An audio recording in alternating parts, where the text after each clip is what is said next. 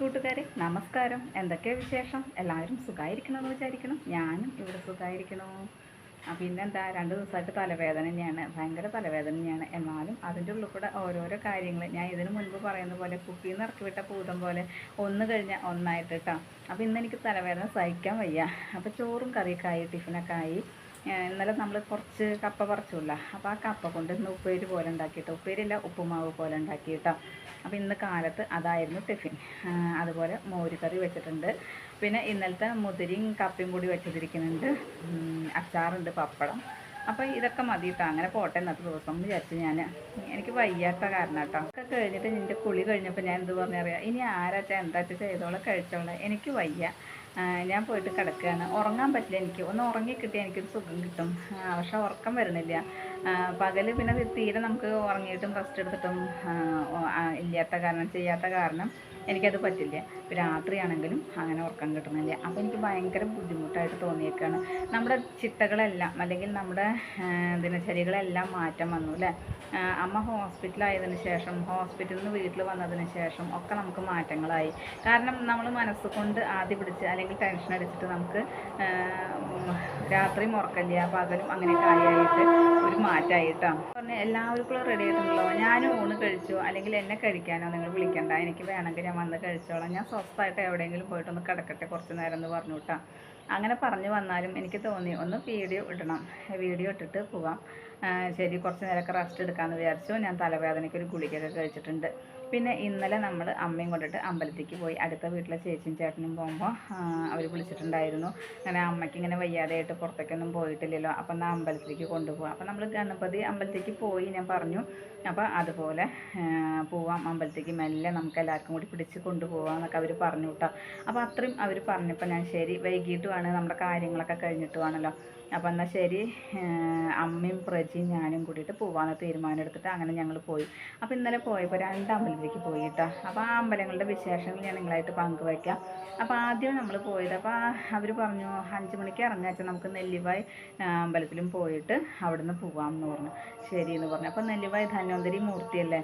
അപ്പോൾ എന്തായാലും അമ്മ അസുഖമൊക്കെ ആയിട്ട് നമ്മൾ ഹോസ്പിറ്റലിൽ നിന്നൊക്കെ വന്ന് ഇപ്പോൾ ഇങ്ങനെ കുറച്ചൊക്കെ പിടിച്ച് നടക്കാനൊക്കെ തുടങ്ങി. ഞാൻ പറഞ്ഞു സെറ്റുമുണ്ടൊക്കെ പിടിപ്പിച്ചിട്ട് നമ്മൾ കക്കാട് ഗണപതി അമ്പലത്തിലേക്ക് കൊണ്ടുപോയി. അപ്പോൾ ഇവിടേക്ക് നമ്മൾ ധന്വന്തരി മൂർത്തിനെയും കാണാൻ പോയി. അവിടെ മുക്കടി നിവേദ്യം, അതുപോലെ തന്നെ അട്ടയും കുഴമ്പും വെക്കുക എന്ന് പറയില്ല, അതൊക്കെ വെച്ചിട്ട് നമ്മൾ അവിടുന്ന് വേറൊരു അമ്പലത്തിലേക്കും പോയി കേട്ടോ. അപ്പോൾ ആ നെല്ലിവായ അമ്പലത്തിലേക്ക് പോയ ഭാഗങ്ങളൊക്കെ ഞാൻ ഒന്ന് കാണിക്കാം കേട്ടോ. ഇന്ന് നമുക്ക് പറമ്പിൽ പണിയൊക്കെ ഉണ്ട്. ഞാൻ പറഞ്ഞു കുറച്ച് മഞ്ഞളൊക്കെ നടാണ്ട്, അങ്ങനെ കുറച്ച് കാര്യങ്ങളൊക്കെ ചെയ്തതിന് ശേഷം വർഗീസേട്ടനൊക്കെ ഉണ്ടല്ലോ ഭക്ഷണത്തിന്. അപ്പോൾ ഭക്ഷണമൊക്കെ കൊടുത്ത് ഞാൻ പറഞ്ഞു ഞാൻ വരാൻ ഭക്ഷണം കൊടുക്കാനായിട്ട്, അല്ല അതിന് മുൻപാണെന്നുണ്ടെങ്കിൽ നിങ്ങൾ കൊടുക്കണം എന്ന് പറഞ്ഞു. കാരണം എനിക്ക് അത്രയ്ക്കും തലവേദന കൊണ്ട് കണ്ണൊന്നും നമുക്കിങ്ങനെ കണ്ണൊന്നിങ്ങനെ തുറന്നിരിക്കാൻ പറ്റാത്ത പോലെ തലവേദനിക്കുക എനിക്ക് കേട്ടോ. എനിക്ക് തീരെ വയ്യാന്ന് വെച്ചാൽ ശാരീരികമായിട്ടും മാനസികമായിട്ടും ഒരുപാട് ടെൻഷനുകളും ഒക്കെ അനുഭവിച്ചത് കൊണ്ടായിരിക്കാം. പിന്നെ ശാരീരികമായിട്ട് നമുക്കൊരു റെസ്റ്റും കിട്ടാത്തത് കൊണ്ടായിരിക്കാം ഇങ്ങനെ വയ്യാതെ തോന്നുന്നത് കേട്ടോ. അവസാനം ഞാൻ പ്രജയോട് പറഞ്ഞു, എനിക്ക് തോന്നുന്നു ഞാൻ എവിടെയെങ്കിലും പോയിട്ട് റൂം എടുത്തിട്ട് ഒറ്റയ്ക്ക് പോയിട്ട് ഒരു 2-3 ദിവസം ഉറങ്ങണം. ഞാൻ ഉറങ്ങണമെങ്കിൽ വല്ല ഉറക്ക ഗുളികയും അല്ലെങ്കിൽ വല്ല ഇഞ്ചക്ഷനും ഡോക്ടേഴ്സ് തരണ്ടായിരുന്നു, എന്നാലേ എനിക്ക് ഉറങ്ങാൻ പറ്റുള്ളൂ തോന്നുന്നുണ്ട്. അപ്പോൾ അവരൊക്കെ ചിരിക്കല്ല, എൻ്റെ അവസ്ഥ കൊണ്ടാണ് ഞാൻ പറയുന്നത് കേട്ടോ. അമ്മോട് പറഞ്ഞേ, വെള്ളം കുടിച്ചാലാണ് അമ്മയ്ക്ക് യൂറിനറി ഇൻഫെക്ഷൻ കുറയുള്ളൂ. അതുപോലെ അമ്മ 2-3 എക്സസൈസുകളൊക്കെ ചെയ്യാനുണ്ട്, അതൊക്കെ ചെയ്താലാണ് ഷുഗർ കുറയുള്ളൂ. അപ്പോൾ അമ്മയ്ക്കുടെ ആവശ്യത്തിനാണ്, എൻ്റെ ആവശ്യമല്ല. ഇത്ര നാൾ ഞാൻ അങ്ങനെയൊക്കെ ചെയ്തു തന്നു, ഇനി അമ്മ ചെയ്തോളൂ. എനിക്ക് തീരെ വയ്യാട്ടോ, എനിക്ക് എഴുന്നേറ്റ് നിൽക്കാൻ പറ്റണില്ല. എഴുന്നേറ്റ് നിൽക്കാൻ പറ്റാത്ത ഞാൻ എങ്ങനെയാണ് നിങ്ങളുടെയൊക്കെ കാര്യങ്ങൾ എല്ലാവരും നോക്കുകയെന്ന് എനിക്കറിയില്ല. അപ്പോൾ അതുകൊണ്ട് അവനവന് വേണമെങ്കിൽ എല്ലാവരും അവനവൻ്റെ കാര്യങ്ങൾ നോക്കട്ടെ എന്ന് പറഞ്ഞു കേട്ടോ. അപ്പോൾ ഷുഗറിൻ്റെ കാര്യം പറഞ്ഞു കഴിഞ്ഞാൽ എപ്പോഴും അമ്മ പറയും ഞാൻ ഭക്ഷണം കഴിക്കണില്ല, അധികം കഴിക്കണില്ല, പിന്നെ എന്താ എനിക്ക് ഷുഗർ. അപ്പോൾ ഞാൻ നിങ്ങളിപ്പോൾ ഏത് നേരം പറഞ്ഞാലും ഭക്ഷണം കഴിക്കണില്ല എന്ന് പറയരുത്. ഭക്ഷണത്തിൻ്റെ കാര്യം കൊണ്ട് മാത്രമല്ല ഷുഗർ കൂടുക, നമ്മുടെ ശരീരം നമ്മൾ എക്സസൈസുകൾ ചെയ്യണം. നമുക്ക് വ്യായാമം ഉണ്ടെങ്കിലാണ് ശരീരം ഇളകിയിട്ട് നമ്മുടെ ഷുഗർ കുറയ്ക്കാനായിട്ട് ശരിയാവുള്ളൂ. അപ്പോൾ അതുകൊണ്ട് ഭക്ഷണം മാത്രം കൺട്രോൾ ചെയ്തുകൊണ്ടായില്ല എന്നൊക്കെ പറഞ്ഞിട്ട് കുറേ പറഞ്ഞു കൊടുത്തിട്ടുണ്ട് കേട്ടോ. എന്ത് പറഞ്ഞിട്ട് എന്താ കാര്യം. പിന്നെ ഞാനിങ്ങനെ പറഞ്ഞാലും ഞാൻ ഓടിച്ചെന്ന് കാര്യങ്ങൾ നോക്കുന്നത് എന്താ അറിയോ, ഇനി എന്തെങ്കിലും കൂടുതലായി കഴിഞ്ഞ് കഴിഞ്ഞാൽ കൊണ്ടുപോടണമെങ്കിൽ ഞാൻ തന്നെ വേണം കേട്ടോ. കൊണ്ടുപോടാൻ ഞാൻ തന്നെ വേണം, കഷ്ടപ്പെടാനും ഞാൻ തന്നെ വേണം.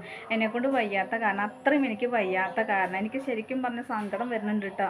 ഒരു ദിവസമെങ്കിലും ഒന്ന് സ്വസ്ഥമായിട്ട് ഇരിക്കാൻ പറ്റിയാന്നൊക്കെ വിചാരിച്ചിട്ട് അത്രയ്ക്കും എനിക്ക് സങ്കടം വരുന്നുണ്ട്.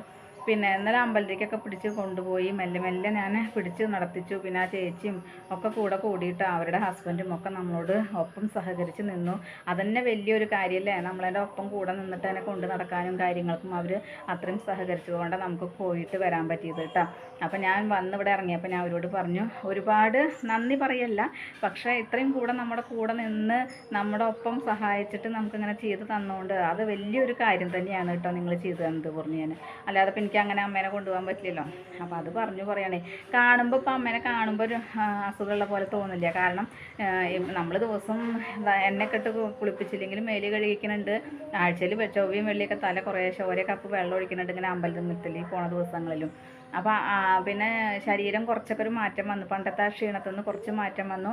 പിന്നെ ഇപ്പം ഇന്നലെ ആണെങ്കിലും നമ്മൾ സെറ്റ് മുണ്ട കൊടുത്തിട്ട് കാണുമ്പോൾ തന്നെ ഒരു മാറ്റം ഉണ്ട് കേട്ടോ. അപ്പോൾ നമ്മൾ വീട്ടിൽ നിന്ന് ഇറങ്ങിയിട്ടോ, ഞാൻ പറഞ്ഞു നേരത്തെ പോയി കഴിഞ്ഞിട്ട് നെല്ലിവായ അമ്പലത്തിൽ തൊഴാമെന്ന് പറഞ്ഞ കാരണം. അപ്പോൾ നമ്മുടെ വീടിൻ്റെ ഭാഗങ്ങൾ അതൊക്കെ കേട്ടോ. ഇവിടുന്ന് വീടിൻ്റെ ഭാഗം കഴിഞ്ഞതേ മാരാത്തുകുന്ന് റെയിൽവേ ഗേറ്റ്. അപ്പോൾ ഞങ്ങൾ വരുമ്പോൾ ഗേറ്റ് അടയ്ക്കാൻ നോക്കുകയാണ്. അപ്പോൾ നീട്ടി ഹോൺ അടിച്ചപ്പോൾ തുറന്ന് തന്നു കേട്ടോ.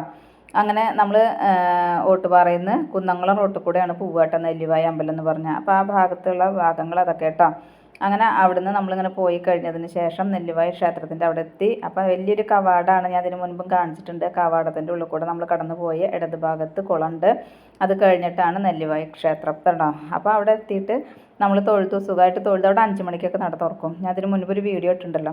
അപ്പോൾ അങ്ങനെ നമുക്ക് ആ ചേച്ചിയുടെയും ചേട്ടൻ്റെയും സഹായം ഉണ്ടായി. ഇന്നത്തെ എൻ്റെ വിശേഷങ്ങൾ ഇത്രയൊക്കെ തന്നെയുള്ളൂ. എൻ്റെ കൂട്ടുകാർക്ക് ഇഷ്ടമായി ഉണ്ടാവുമെന്ന് വിചാരിക്കുന്നു. ഇഷ്ടപ്പെട്ട് കഴിഞ്ഞാൽ ലൈക്ക്, ഷെയർ ചെയ്യുക. അതുപോലെ പുതിയതായി കാണുന്ന ഏതെങ്കിലും കൂട്ടുകാരുണ്ടെങ്കിൽ സബ്സ്ക്രൈബ് ചെയ്യാൻ മറക്കരുത്. അതുപോലെ വീഡിയോ ഹൈപ്പ് ചെയ്യാനും മറക്കരുത് കേട്ടോ. അടുത്തൊരു വിശേഷവുമായി വേഗത്തിൽ വരുന്നതാണ്. അതുവരേക്കും നന്ദി, നമസ്കാരം. നിങ്ങളുടെ സ്വന്തം ജോ. വീണ്ടും കാണാം. ബൈ.